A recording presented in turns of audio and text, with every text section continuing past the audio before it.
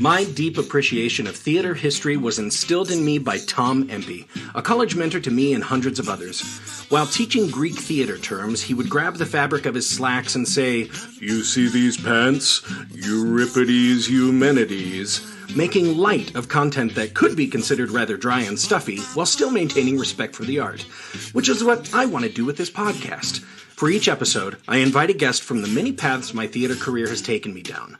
I give my guest no idea what we'll be talking about, but they know we're going to find an outrageous story about theater history and perhaps get a better understanding about why we're still doing it after all these years. So welcome to Euripides Eumenides, and I am your host, Aaron Odom. Apocalypse, I said, why you wanna show up now? Just when the heart of my life was getting good. I give you one more chance, walk on out of the door, yeah.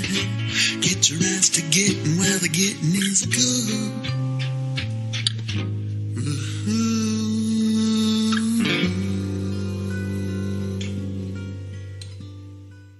Hello, friends and listeners. This is Aaron Odom from Trident Theater in Sheridan, Wyoming, coming to you with another episode of Euripides Eumenides, a theater history podcast. I'm trying out a bit of a change in my format here. It's been pretty rare on this program that I've spoken directly to you, my listeners. In theater, we often forget that the whole art form is a method of two-way communication, but unlike a conversation, the communication seems fairly one-sided, but there really is a give and take from both parties, the audience and the actors. However, in this audio format, I only get to imagine what your side of the conversation feels like. But that doesn't make it any less important. The point is, I'd like to engage more with you, my listeners, as I get into each episode. Me telling my story to my guest is obviously the bulk of most episodes, but I want to take some time here just for you. And speaking of you, I mean to express some gratitude, as I have a few times in the past. Yes, recently we did hit the milestone of reaching episode 50, which obviously is a big deal. But I don't put out as much content as some of my podcasting compatriots. As loyal listeners know, I put out an episode every 2 weeks. This is episode 52. So if you're doing your math right, this means that this episode effectively means that I have been delivering this content to you consistently for 2 years now. And the fact that I still have an audience is remarkable to me, and I thank you so much for your continued patronage. As I've been doing, it's been fun for me to see when I get listeners from new locations. So while the past few I have recognized new countries, I'm going to keep it local this time and recognize my upswing in listeners in both Hawaii and Virginia. Both states, funny, being notorious for being only for lovers. I've been to both, and if you'd like to see me again, just let me know. I'll drop my socials later in the podcast and you can contact me there. But for today's episode, I reached out to a wonderful old friend of mine, Micah Wyatt, lawyer, creative writer, and acoustic musician extraordinaire who at one time made music under the moniker the Barefoot Band. And as I'll mention on the interview section in a moment, if you've listened to my show before, then you will have heard his music before, as he gave me permission to use one of his songs as the theme song for Euripides Eumenides. So, without further ado, let's get into today's episode. This is truly one of my funniest episodes I've done, and I say that without hyperbole. Something about it just clicked. Maybe that's why Micah and I have stayed friends for so many years. In any case, here's today's episode, The Tall Tales of Calamity Jane.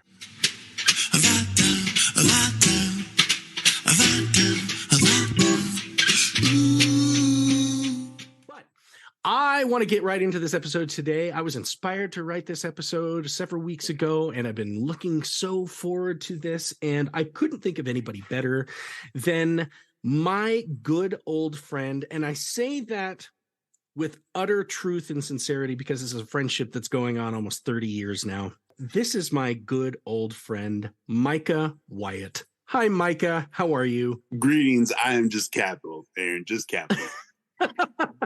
Perfect.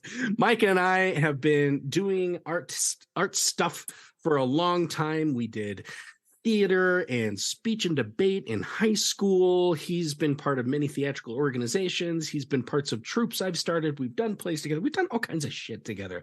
But his Bruce Wayne job during the day, he is a lawyer in the town of Lander, Wyoming right now, doing a lot of good work for people out there. In his Batman job in the evenings, he is fighting crime on the good streets of Lander, Wyoming, laying down some great acoustic entertainment. Oh, yeah. Those of you who are longtime listeners of the show are already familiar with Micah's work because Micah has provided the theme song to Euripides Eumenides. If you want to look it up, it is under the moniker The Barefoot Band, and the song is Apocalypse Song. Oh my God, I love that song so much, Micah. I don't know why it came to me to put that as the theme song to this show, but I don't know why you did either. You told me a couple times why you thought maybe. Well, I think it's a lot about how the lyrics of the song are like people kind of getting their life in order and things are going the way they expect them to go, and then all of a sudden cataclysm. Yes, exactly. It was quick 2 minutes about that. It was written at a time in my life when I was like just flat convinced that I was going to meet the person that I was supposed to be with, and then literal bombs would start falling from the sky because the thing seemed that, distant, far gone, unable to be reached by me. And also just in sort of general, like it felt like the apocalypse when I wrote it. You know what I mean? Like our times felt unsettled. Now, looking back over a decade, I realized that that was just kindergarten for unsettled times, right? We're in some serious interesting shit right now. However, my favorite part about it has a lot to do with the fact that it's this serious, really actually pretty macabre situation, but the music is written with such lightness and yes, and gaiety, for lack of a better word, man. It's old time jazz tune. Well, maybe, I don't know. It was a while after I started this show that I started our mini-sodes, and I need to get back into those again. The theater horror story. When things are just abysmal on stage or in a performance situation and things are going completely off the rails, but my God, I got to make it look like everything is just hunky-dory. Right. So there we go. Maybe it was a sparkle in my eye. How about that? And then came to fruition. Now I sound like a third born, but yeah. Well, Micah, gosh, I'm so excited to have you on this program. You have been such a fun person to work with, and one of the people in my life who I enjoy sharing joy with you. Like, same, my man, same. It's just talking about good times and things that might be somewhat ineffectual, but boy, oh boy. And before we started this, we were kind of warming up, chatting a little bit, and we were talking about the idea of it's not really the story that is told, but how it's told that can be impactful, which I think lends itself really, really well into what we're going to be talking about today. So without further ado, oh boy, are you ready to rock? Here we go. Let's do this thing. So, as I am wont to do, I will tend to ask my guests a question about the topic that we're going to be talking about. And you don't know what the topic we're going to be talking about, but I did send you a question. And the question was this: what is your favorite story from history that you later found out might not be true? And I did do this homework, man. And you know what the answer is? All of them. All of them. Now, I'm joking. I got a good one. Okay. But it is true, because the thing about history is that until you hear even two sides of it, you haven't heard the whole story about history, right? Oh, no. Think about any day of your life, you going through it, you're the narrator, you get to tell that story. You even have one other person tell the story of the same day you just lived, and you realize how completely wrong you were about what the struggle even was, right? So the one I picked in particular was the Roman perpetrated historical crime that there were nothing but barbarians to the north of Italy and Roman territories at certain period of history, right? Ooh, okay, And okay. me being one of those, me descending from one of those groups of people, Those godless hedonistic barbarians. exactly, right? But so were the Romans. They just happened to pick up on the religion that won eventually, and now is more, fairly prevalent across the world. So, point being this, they're number one, numerous tribes, long histories, perhaps oral, maybe written down, but you don't know any of this because the people that ended up telling the story to the prevalent narrators of our time were Romans, Roman historians, with all of their biases, with all of their inconsistent, incorrect views of the world. Yeah. And, they were correct to them. Of course. Right. With respect to the people that they were about to plow the fuck over, they they had no meaning whatsoever. No. And so to me, that's my favorite one, right? Oh, man. And you look at how that has affected not just history itself, but even how, like, we as Americans tell history is remarkable. It's remarkable. Oh, man. I hope I did the assignment right. That was great. Sitting here talking with you, I'm going to take a sidebar because this popped into my head today. I was thinking, God, Mike and I have been friends for almost 30 years.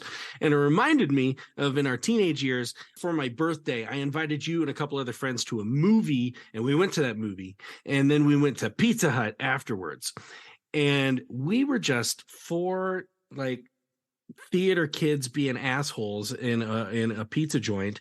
And our server, very charming young girl, but had some kind of unusual name, like Star or Whisper or something like that.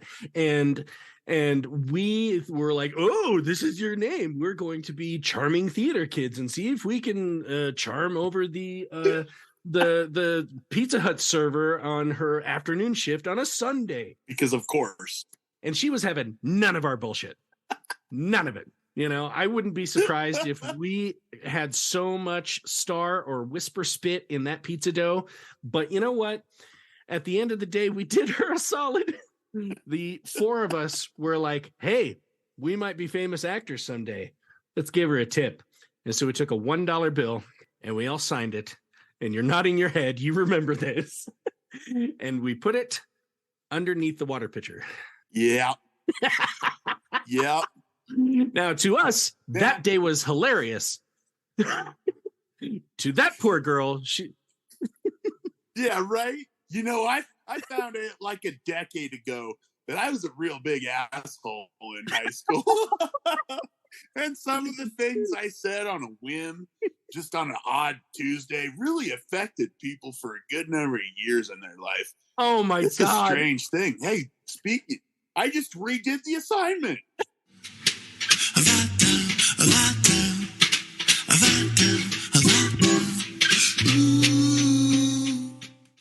In 1953, a charming movie musical was released, Calamity Jane. All right. The feature starred Doris Day in the title role, and in private diaries, Doris Day expressed that this was one of her favorite parts she'd ever played. The plot tells the story of a time when legendary character of the Western frontier, Calamity Jane, promised to bring a new singer to a saloon in Deadwood after the main singer in a Deadwood song and dance show caused a riot when the main female performer turned out to be a man in drag. 1953. Jane then travels to Chicago to bring back a famous singer, but mistakenly brings back the singer's assistant named Katie, who also strives to be a famous singer.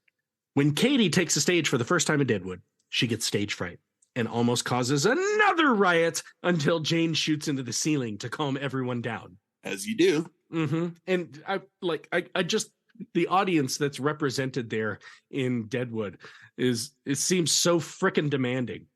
Yeah, right? Get us a singer. Which kind? This kind. Brings that kind. No, not that kind. My God, what's wrong with you? Rabble, rabble, rabble, rabble. every Western audience ever. So, after the shooting of the ceiling, both women realize that they have romantic intentions for one Lieutenant Gilmartin. For an upcoming town social, Lieutenant Gilmartin chooses Katie over Jane, who is decidedly upset. The women start something of a feud thereafter. At the town social, Jane, who has wowed the entire town with how amazing she looks when she cleans up real good. Naturally. Holy shit, she's out of pants and now in a dress. Oh! Anyway, Jane reminds everybody just what her personality is by shooting a punch glass out of Katie's hand, effectively ending the social. Why? I have no idea why that would end things. Everybody keep having a good time. I swears if any one of you stop drinking, wow, I'm gonna do something about it. Yep, typical girls fight. Anyway, it's okay though, because just a couple days later, Katie does the same thing to Jane in a saloon. The feud is on. A glass for a glass, an eye for an eye.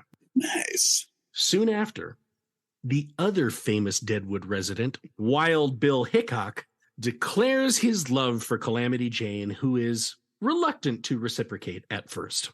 But once Hickok plants a big wet kiss on her, she reconsiders and realizes that she's not really into Lieutenant Gilmartin, but is full on into Wild Bill. So therefore, she can reconcile the feud with Katie. Right. All right. I didn't know what love was until he kissed me. So they can now reconcile, right? Well, that happens, and the movie ends with a glorious double wedding. Isn't that cute?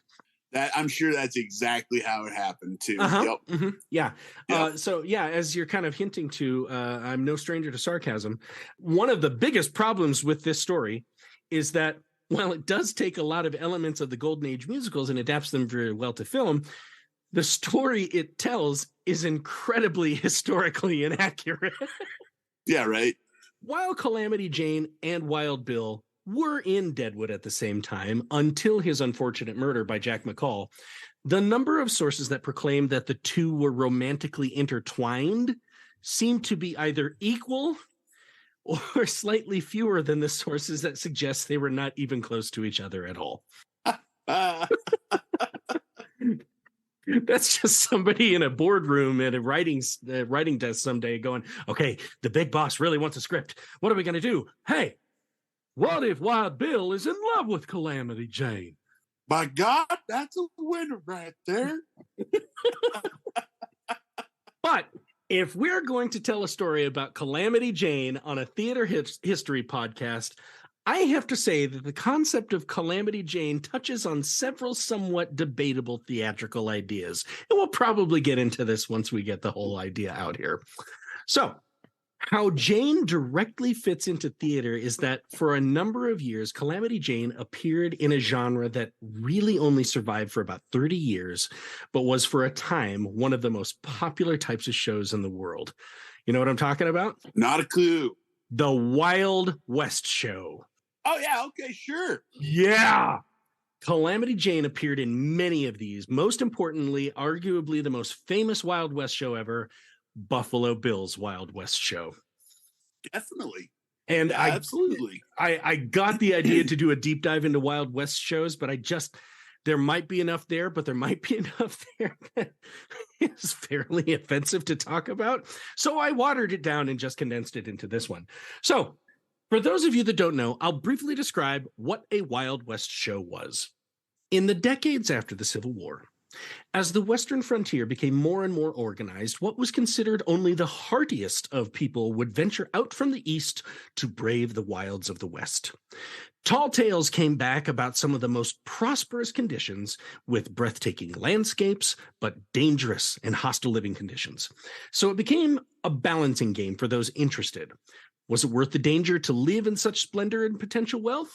Maybe. I mean, after all, gold and silver were being discovered all over the Rocky Mountains, which had already been inhabited for centuries by Native American tribes who were justifiably ambivalent about a bunch of white people coming on their lands and stealing stuff from the earth, setting up forts and even towns, destroying the rhythms of the wildlife, and just all around being bad neighbors. Why don't you just go ahead and tell the whole story in 10 seconds? Sure, silver and gold out there. Massive amounts of people while they're standing on their silver and gold. And this is all after treaties had been signed to say that all those white people weren't supposed to be there in the first place. Oh, absolutely. But then they found gold, so meh. Well, your common Western guy didn't know that there were any more than maybe 2 tribes of natives anyways, man. Right. It was like, it was the Western expansionist folk versus anybody and anything they found, man. Mhm. Like, that's a little bit difficult to talk about because, like, as I'm thinking about all this stuff, all I'm thinking about is like probably some ridiculously bad historically written references. I'm like, of course you played Oregon Trail, right? That wasn't the Wild West, but it felt like the Wild West. Oh my. Right? Oh my. We can trade pelts for bullets, and everybody's trying to go out and prosper. Oh my God. Right? One of my former guests, Dawn Brody, has a great couple of episodes on the Donner Party she just released within the last month or so. Go find that. HILF, HILF, History I'd Like to Fuck. It's a great, great program. And Dawn is so funny. But yeah, no, that was gruesome. All kinds of shiny. But you have all of these stories coming back about, yeah, we live out rough on the frontier and we sleep out under the stars every night. Sure, there's some dangerous people out there, but it's all worth it when you get to get your own gold claim. Yeah, right. Especially as far as the natives go, you can either make them their, dedicated sidekick, or you can just kill them. Fair game. Oh, that's awful. That's so awful. Okay, well, regardless, stories of the frontier excited many in the East, particularly those who wanted the adventure feeling of the West, but the relative safety of the East. So, a new form of entertainment was born, the Wild West Show. Bring all that danger here for just a couple hours for the price of a ticket. Yeah! And you can just imagine what this entailed. Just about anything you can think of that would be considered Old West entertainment was part of a Wild West show. Here's a short list of like exhibits and stuff that includes, but is not limited to, horse races, sharpshooting, mock gunfights, recreations of stagecoach attacks or daring Pony Express runs, displays of famous figures from the Old West. And this one, God, Micah, Sitting Bull was a feature of Buffalo Bill's show for several years, coming out in full Sioux war garb or medicine man attire. He didn't really do anything but stand there for people to look at him and got paid for it. Absolutely. Absolutely. It's the zoo effect, man. No, but I mean, just at the end of your life, you're getting there. Like everything has been taken away from you. And you're like, and it was all for money. So if I come out here and I stand here and I wave in my costume, you pay me. I get some of that back. Right. Wow. Right. Okay. I mean, can you just imagine Sitting Bull just walking out there and it's in front. I'm going to talk about it here in a minute, but it's in front of like thousands of people and they're all applauding. They're like, wow, look at him. And he's just sitting there smiling and under his breath, just going, dude. Dumb white motherfucker. Now's the part where I do this.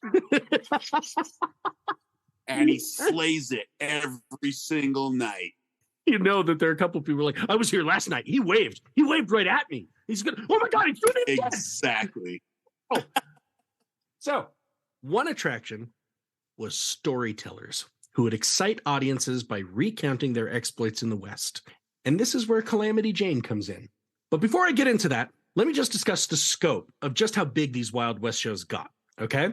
By the time Buffalo Bill Cody got into the game in the 1880s, not only had Wild West shows grown in such popularity that they needed to move out of indoor theaters and into larger markets, it was also the time that larger outdoor shows became more popular.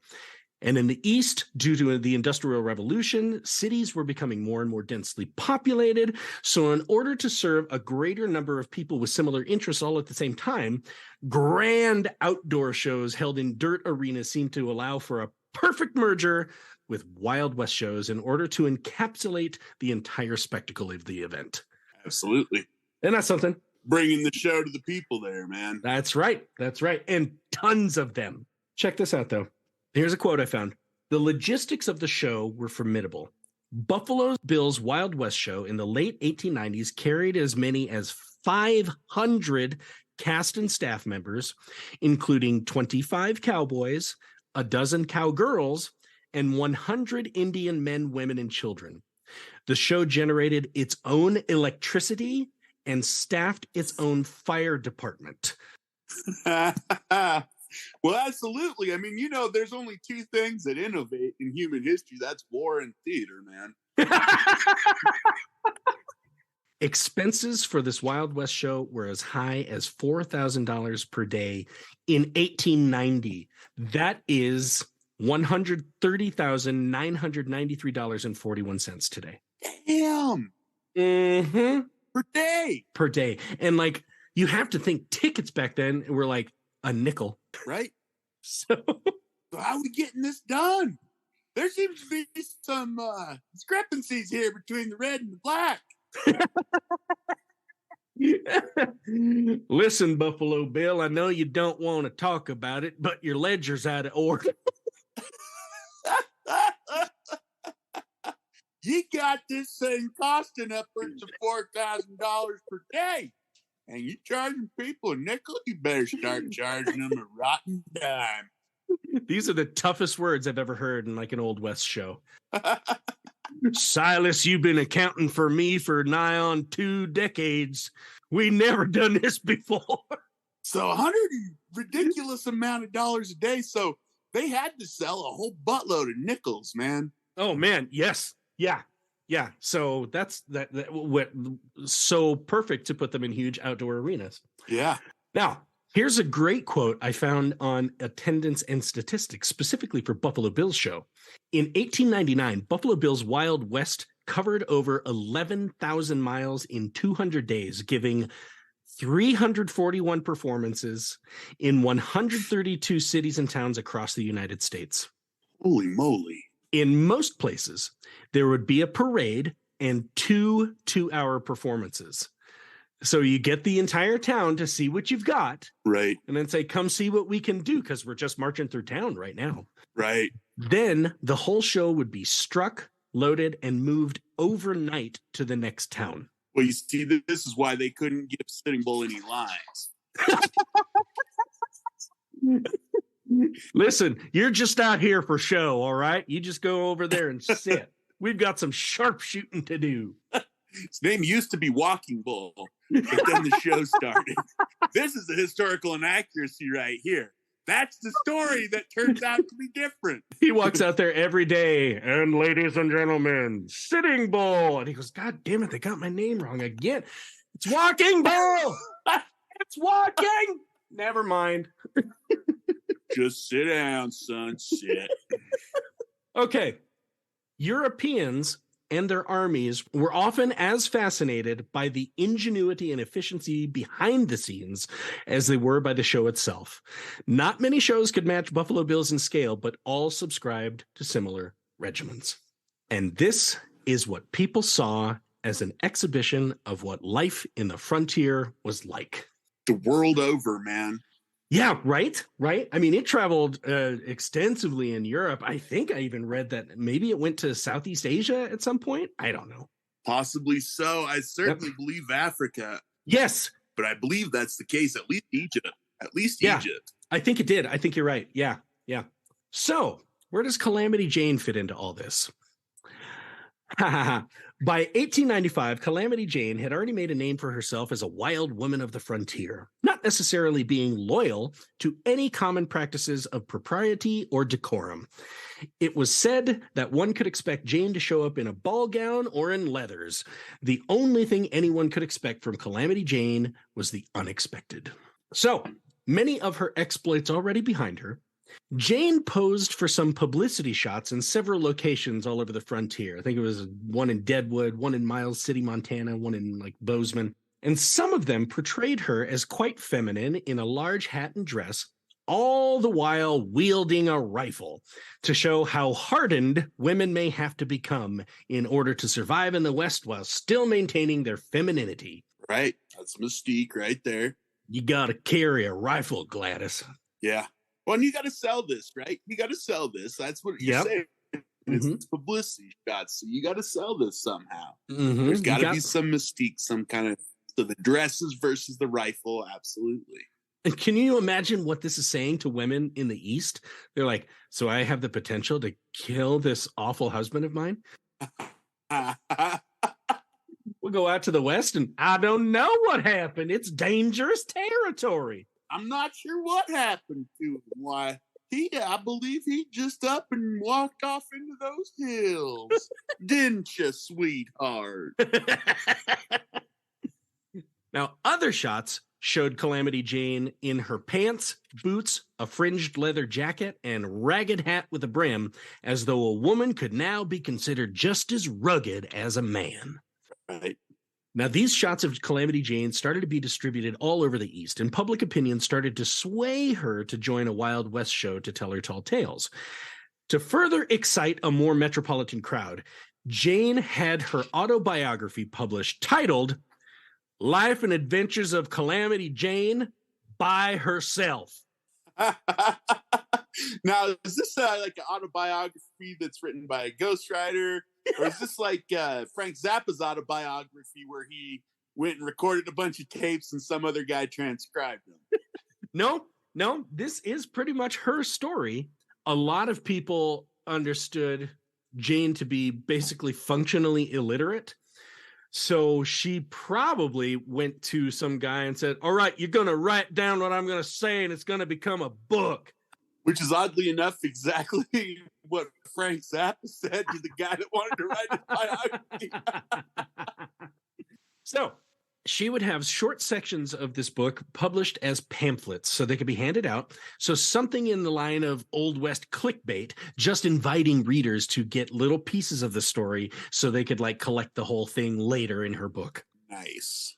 And the people of the East ate it up and began to demand that she appear in Wild West shows so they could see and hear her stories live, which is exactly what she did. This is beautiful. Isn't this great? Yeah. First appearing in dime museums. I think of P.T. Barnum's early shows of human oddities and stories, but with a Western twist. Right. Calamity Jane would be basically an exhibit of living modern history. You know, I mean, oh God, just absolutely. I think I'm catching your drift here, man. Like the historians are writing history at the same time it's taking place, right? Right. Like someone's catching wind that all of these Wild West stories are going to eventually be extremely historically significant, and or they want them to be. So we got, it's like history right in the making.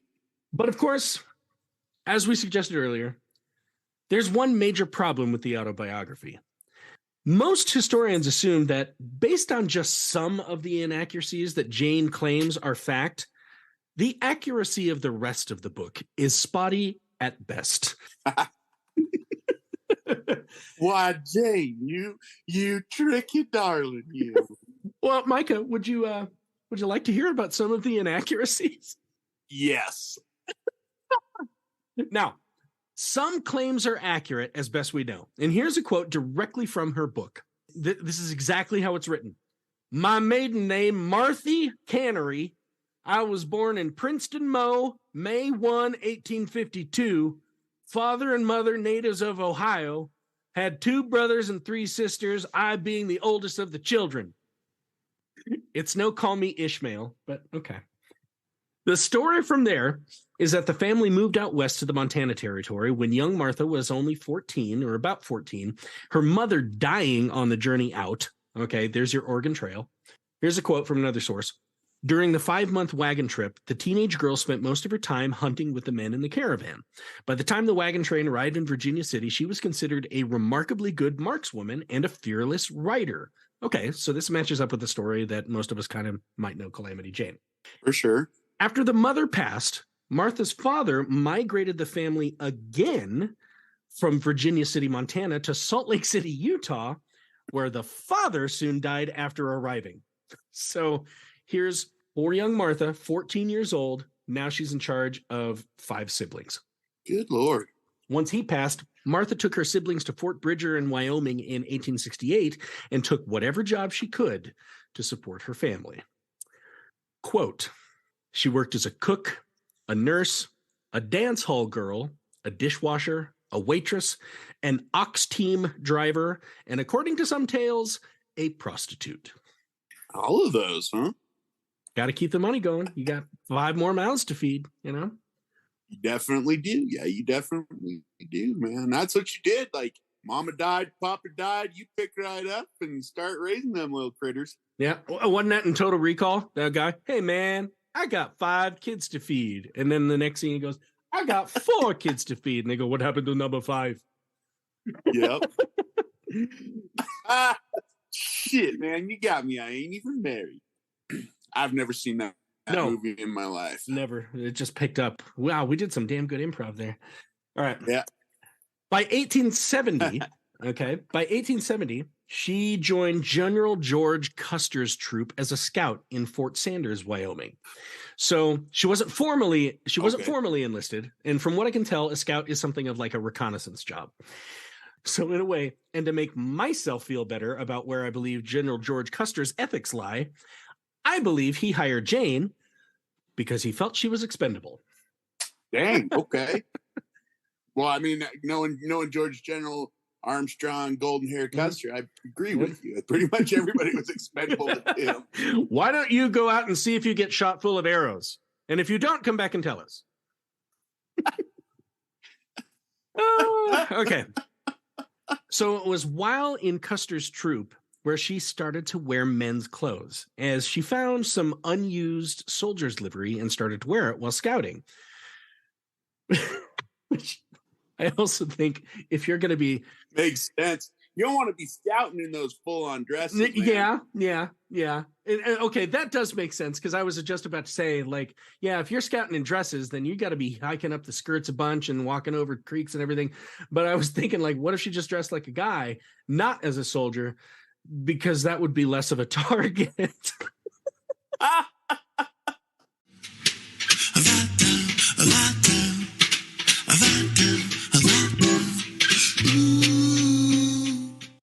Hey, friends and listeners, this is Aaron taking a moment for you as we're somewhat at the intermission point. Isn't that usually my sign-off? I'll see you at intermission. Well, here I am. This story of Calamity Jane gets so much more extraordinary as we get into the aspects of her life that may or may not have been true, but the stories that were told were legendary, as you'll soon come to find out. But before we get there, and while you're listening, feel free to rate this podcast wherever you're listening, or even drop a review. That really does help the show grow, and who knows, you might get to be that podcaster hipster and tell everyone that you were listening to Euripides Eumenides before it was cool. You can also look up Trident Theater or Euripides Eumenides on Instagram. I'll help you out. Both Euripides and Eumenides start with the letters EU. Sure, you can figure it out from there, but follow me, send me a DM or whatever. And now, on with the show. Now, this is the extent to which we can really trust Martha's words regarding her story, and it can be somewhat backed up by general witness, okay? So let me get into the inaccuracies, and I'll start with how she got her nickname. And this, Micah, is going to actually be somewhat very close to our hearts, as the story takes place near our hometown of Sheridan, Wyoming. All right. Martha was ordered to help suppress a native uprising at the post at Goose Creek in Sheridan under the command of one Captain Egan. While out on patrol one day, Martha, Captain Egan, and some other soldiers were ambushed by their targets. And here's a quote. Captain Egan was the first to be shot and fell from his horse. Jane was riding in advance, but upon hearing gunfire, she turned in her saddle and saw the captain fall. Galloping back, she lifted him onto her horse and got him to safety back to the fort. Captain Egan, on recovering, laughingly said, I name you Calamity Jane, the heroine of the plains. I'm sorry. That one screams of bullshit. Really? Tell me why. Tell me why. Okay, well, one of the things you didn't mention in your introduction to me is I actually have an MFA in creative writing as well. And they committed one of the classic sins there. Uh-huh. Galloping backwards, she grabs his ass. He suddenly recovers. Like, you can't gallop backwards and grab his ass at the same time. Right? It's just not possible. Which means it's a fucking lie. I also think of just the turn of phrase there of she turned in her saddle. And anybody who's ever ridden a horse before knows that's pretty difficult. Pretty difficult, man. I think it was in a Zorro movie where I saw Zorro riding on a horse and he jumps off. It's a really cool trick, and I've seen it in live shows before. He jumps off, bounces on the ground, does like a freaking flip, and then lands backwards on the saddle. That's right. But look, if you're galloping, the horse is bouncing quite a damn bit. It's hard to just go, all right, on 1, 2, 3, whoop, and you're backwards. Anyway. Right, man. Not to mention, I mean, that stuff happens so quickly with, such out of the nowhere that you don't have time to react. You don't have time to look backwards and see your general getting shot. Yeah. And you're just riding and getting your dumb ass out of there. She should have been called riding and getting your dumb ass out of there, Jane. By that logic. Oh, so again, as we're suggesting, well, there are technically only 2 people who could corroborate that story. Nonetheless, a legend had been born, and little Martha Cannery from Missouri was now forevermore known as Calamity Jane. Well, I'll tell you something, too, I just thought of, and this is maybe just completely out of the blue and certainly is a bit presumptuous of myself, but given the work, don't you think that maybe Calamity Jane is a name she picked up as a prostitute rather than as a scout? Oh. And there's some boy out there who may have bought her services one night and then sees her in a picture and he goes, hell, I know her. At any rate, let us continue. Yes. So, for the next inaccuracy, I'm going to just give a short laundry list because, as you stated, it seems as though you have a pretty good bullshit detector, and each one of these might have a reason to go, yep, bullshit. And we don't need to point every single one of them out, is what you're saying. Yeah. I mean, we could just say them and go, okay. I'm going to get to how she got to the mining camp of Deadwood soon. And for fans of the HBO series and the movie, this is how I came up with the idea is I watched that and I went, God, she's freaking great. And I looked her up and it said she was at Buffalo Bill's show. I'm like, that's theater. Woo! I can do an episode on Calamity Jane. But fans of that show and the movie know that Calamity Jane is one of the primary characters of the show. And they also know her to be quite crass with her language, pretty rough with her mannerisms, and quite the heavy drinker. I bring that up so I can tell something of a far-fetched tale from her time in Deadwood that I found. Here's a whole quote. One morning in the spring of 1877, when she was riding towards Crook City, she met a stagecoach running from Cheyenne to Deadwood with Indians in hot pursuit. Pulling alongside, she found the driver lying face downwards in the boot of the stage, having been shot with an arrow. Taking the driver's seat, she drove the coach to Deadwood, carrying its 6 passengers and the wounded driver. End quote. Buying it? No. Actually, I stopped listening halfway through that one. It's just a point where you're like, I'm out. This is also why I'm single, Aaron. Oh, I'm sorry. You were saying something was important to you? Gets to a certain point, they just go click. Oh, boy. Okay. So, while that is quite the heroic tale, most historians question the logistics of how Jane was able to transfer herself from her horse to her wagon, how she single-handedly was able to escape a band of pursuant Sioux completely unscathed. Still, great story. Absolutely. Not to mention, I mean, that's the basis for some of like our most iconic Western type film anyways, right? Yes. Yes. Yeah. This, the stagecoach rescue, all of this stuff. Like, you're starting to see the birth of these interesting tropes. Fascinating stuff. Yeah. Yeah. And I mean, there are people who can do like absolutely zero wrong. They're perfect at what they do. Precisely. You don't see Clint Eastwood hear his spurs ching, ching, swing the bar doors open, and then trip over the door jamb. Nope. Excuse me, I tripped. I'm looking for One-Eyed Pete. These goddamn new boots shit. And there are so many tales that I could bring up about Jane's life story that are unfortunate at best in trying to establish her credibility, but here are a few. Jane reported in print that she was in Custer's troop at another fort in Wyoming. The two were at the same fort, but not at the same time, rather literally years apart from each other. No kidding. Uh-huh. So again, she's the one telling these stories. Yeah. So she had to make that lie up, huh? Mm-hmm. Dang. Because it's not like fact checkers didn't exist back then, right? Yeah. Yeah. It just wasn't instantaneous. It would have taken 25 years, but right. And as part of the same tale, Jane reported that she was with Custer's troop at this fort to suppress a native uprising, which she claimed happened in 1872, but it actually happened in 1877. Oh, sure. But that's just the drinking, man. I thought you said it was 1877. Oh, fuck you. Give me some more sour mash. I'm actually slurred with speech. I was with Custer. Oh God, the woman who plays her in Deadwood is so phenomenal. Like it sounds like her entire upper lip got stung to complete death by bees, and so it's just everything is coming out. You son of a bitch! Oh God, it's just great. Anyway, here's another story. Jane was dispatched to drive a wagon with supplies from Cheyenne to Fort Laramie once, but she got so drunk she missed her location and was 90 miles away from it before she realized it. No, because you don't keep getting jobs if you do shit like that. She brings it back. Where the hell were you? Shut up. I'm ready to go again. Oh, okay. Here's one more. The last on our laundry list. Jane had at least one daughter, and her stories of who the father were varied from all sorts of men, including a Texas land baron who she apparently married.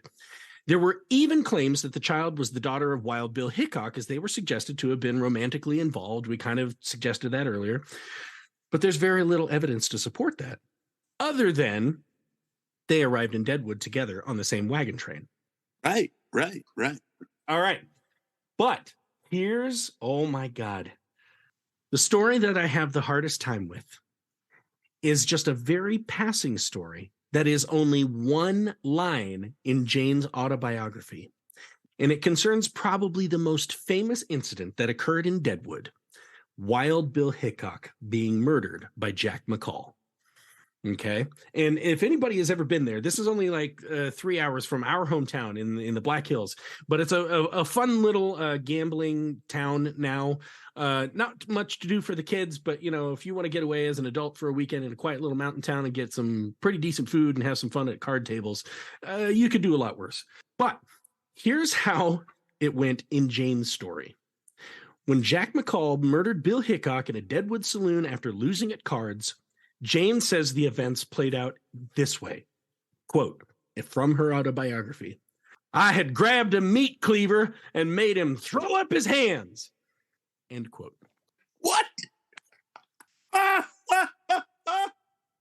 Basically, with this one phrase in her book, Jane claimed to stop McCall dead in his tracks so he could be taken into custody, which could not be further from the truth, more or less based on a plethora of well-recorded history and witnessing. Right. But let us not stop that from it being a good autobiography, Aaron. But here's the real tea, and I'ma spill it. After a few more missions with General Custer's troop, Calamity Jane caught an illness and was hospitalized at Fort Fetterman near the current town of Douglas, Wyoming. This was spring 1876. After rehabilitating, she headed south to Fort Laramie, where she first met Wild Bill Hickok.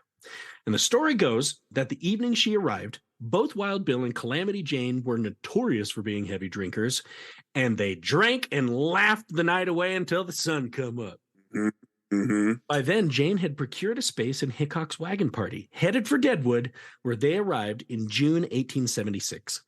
And during that summer, Jane became a writer for the Pony Express, so people knew this.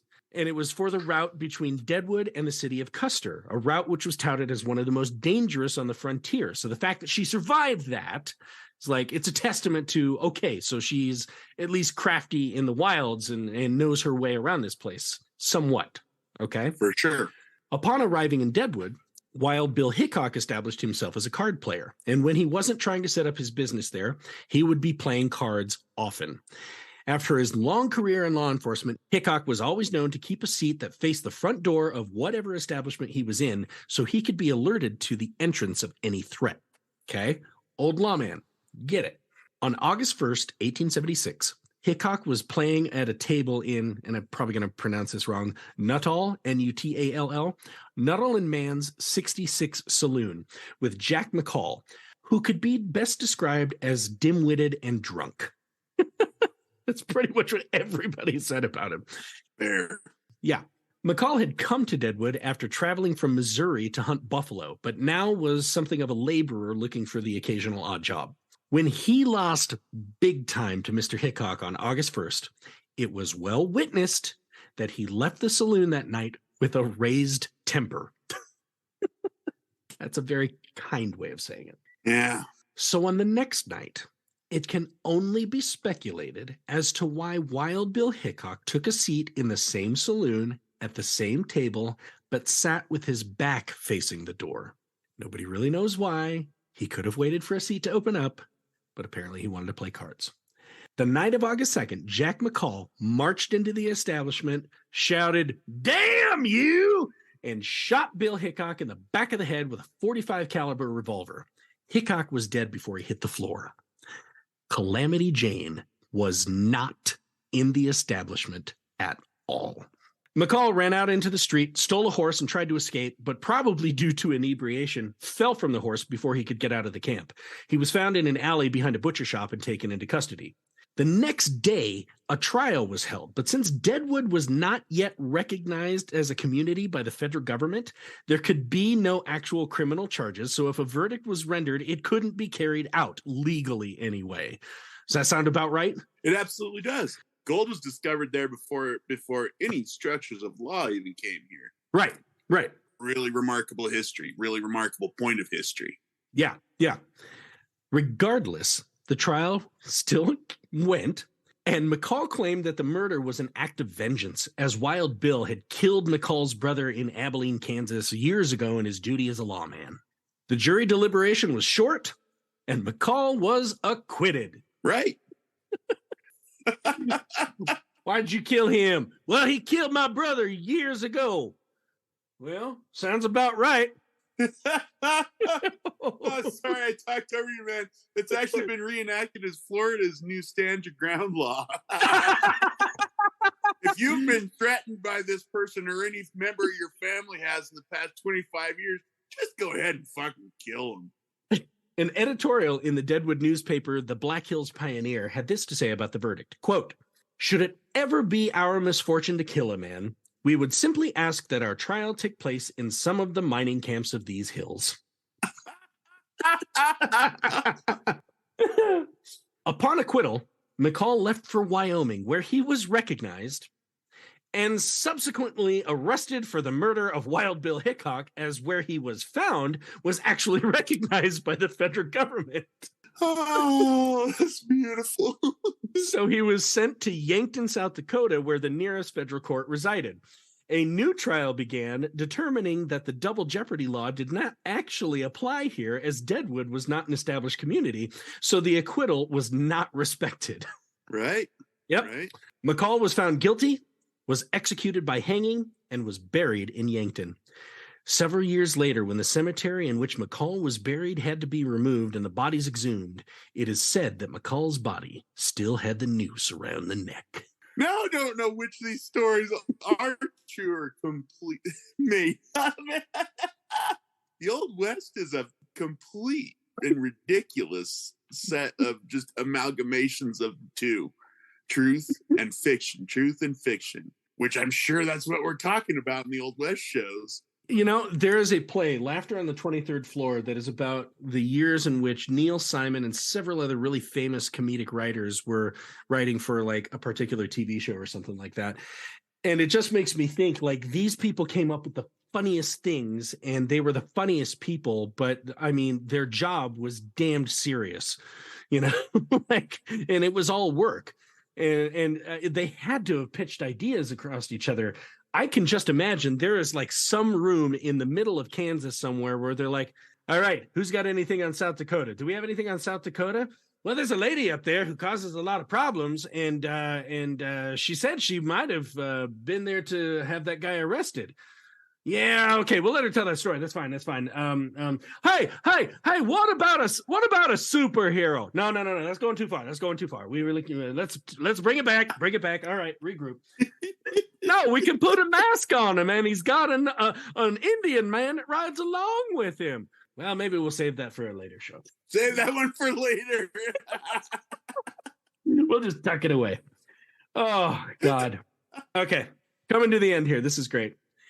There are stories that Calamity Jane did assist with a smallpox epidemic in Deadwood until inoculation could be obtained. And here's a great quote I found about her time healing the afflicted, because people saw it. They said she helped out. So I believe this one. This is great. Quote, while tending to the children, the doctor said of her, oh, she'd swear to beat hell at them, but it was a tender kind of cussing. Sounds like my grandma.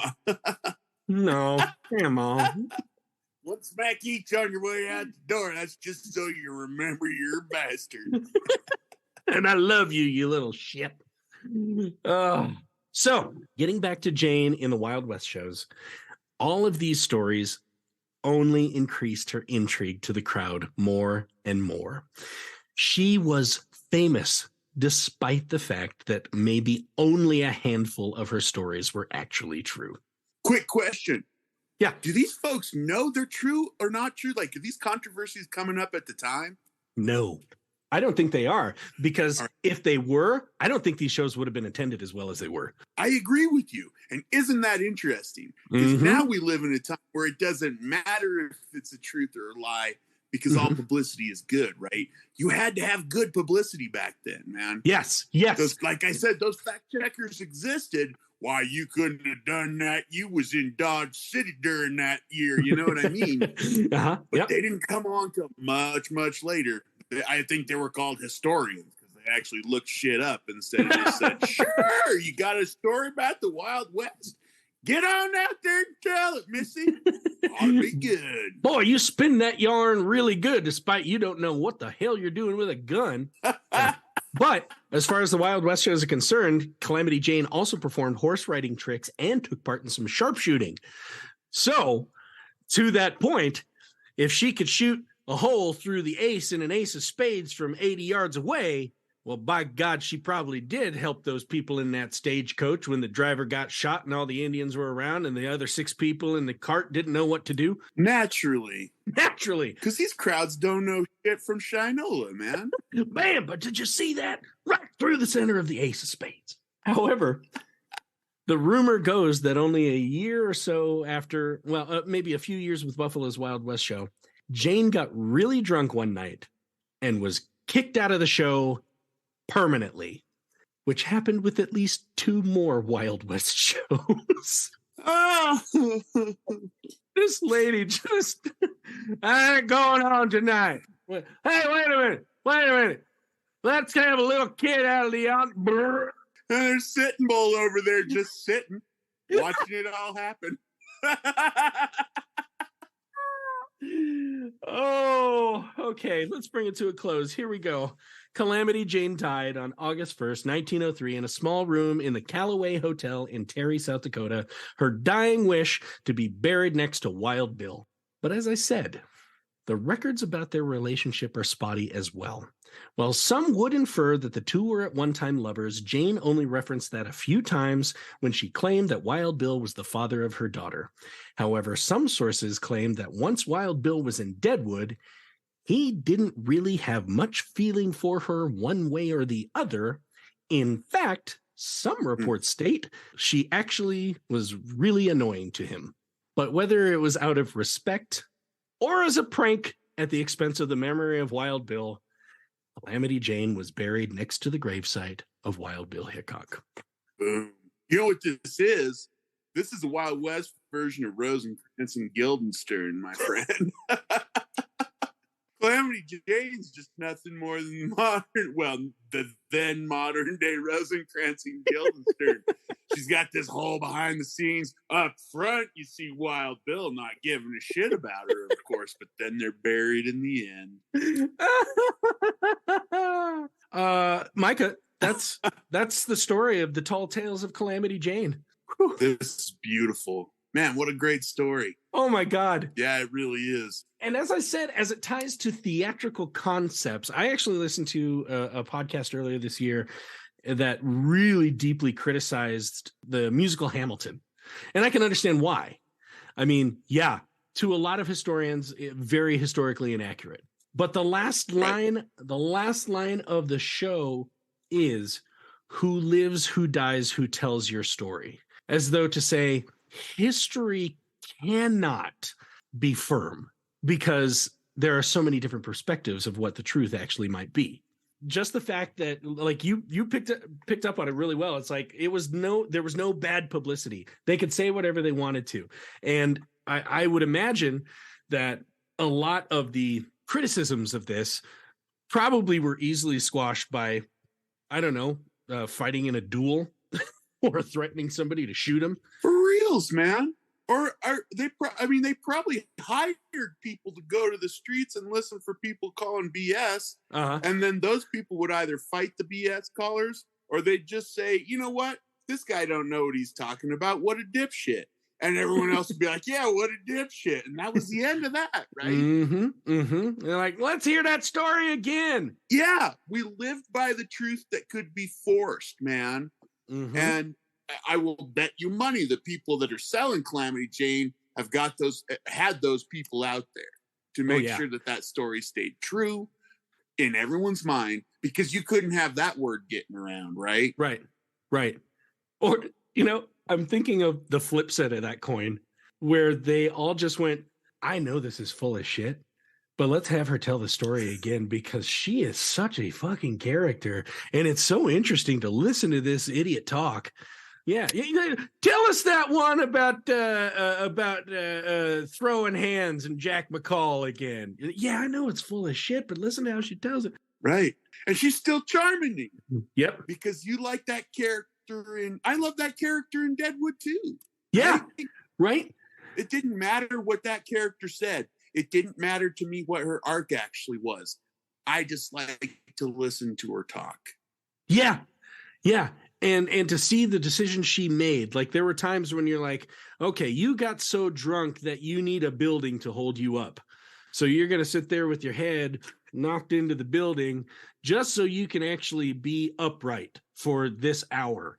Right. But then there are times where she's healing the wounded and, helping people afflicted with seizures and cussing at them all the time. It's like, here, butt down on this fucking stick. But you're like, yeah, you bite down on that fucking stick. She's trying to help you. I'd have bit down on the stick, Aaron. No lie. I would have bit down on the stick. You got it. I don't know. I mean, I kind of want to get into this on an episode someday about the big question in acting of, are we lying to the audience? And in my opinion, the answer is always yes, but they're asking you to lie to them. Fair. Yeah. Who was that? Jean-Paul Sartre, who had that play about the masks that everybody wore. Mm-hmm. And everybody gets together, wears somebody else's mask in the village for a day or what have you. And they just become that person.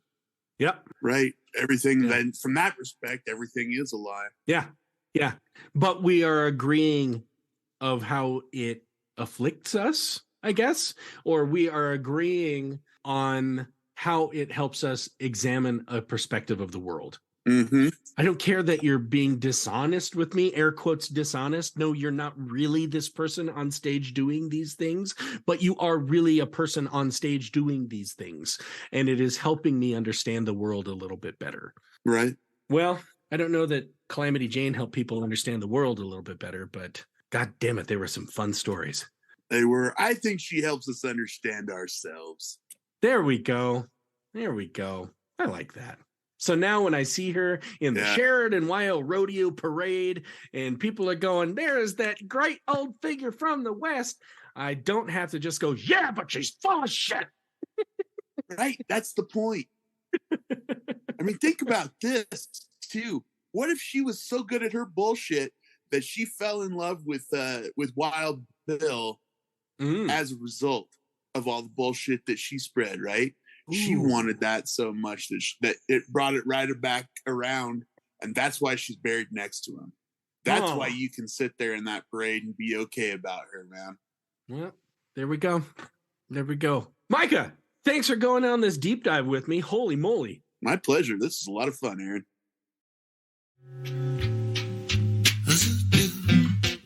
See, didn't I tell you it was going to be legendary?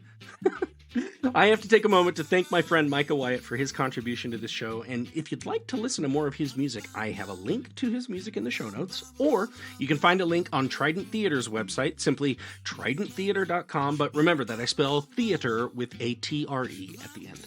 In any case, I want to thank you for getting through another episode and rounding out 2 years of Euripides Eumenides. As I've said before, I'm going to keep bringing new stuff to you, but for now, I'm going to sign off. This has been Aaron Odom from Trident Theater in Sheridan, Wyoming. I'll get another episode out to you in another 2 weeks, and I will see you at intermission.